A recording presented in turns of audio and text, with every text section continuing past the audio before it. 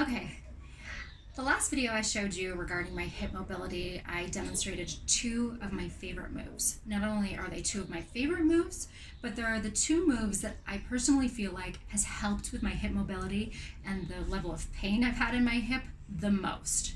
So for today, I'm going to share with you two more moves. One that's a nice hip opener, but also a really great hammy stretch as well. We're going to start with that one first. So I want you to get kind of into a plie position, all right? Not too wide though, and get into a nice deep grok squat, all right? If you can't do this yet, this is going to be your starting point, all right? And I get why you can't. This was quite painful for me when I first started out.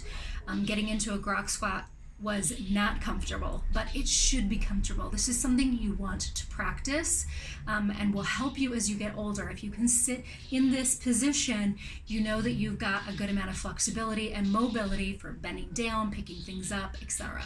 So we're gonna start here and just start to open up the hips a little bit and even the groin area. So push through your elbows onto your knees and just wiggle around. I always kind of start here and do this as long as you feel you need to.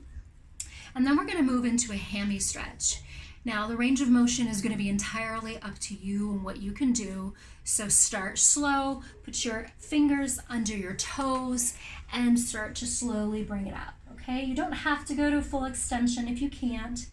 And then we'll sit back down into our squat. So you want to kind of flow through this movement. You can do this about 8 to 10 times. And it'll give you a nice hammy stretch. This is great movement, all right? Now the next one, we're gonna come down onto our knees into a nice wide position again, all right? Nice stretch through here. Maybe you start here and this is all you can do right now, and that's fine. Just rock back and forth a little bit to gain some range of motion in there and to get a little bit of a stretch. If you can, bring your hands down onto the floor and go forward and back, okay? This is really great for opening up those hips, increasing your flexibility. I love this move. And then as we progress, we'll get into that kind of windshield movement. That's a whole different ball of wax and can be, quite frankly, a little hard on the knees. So you want some really good padding for that. All right. Again, if you just start up here, that's fine.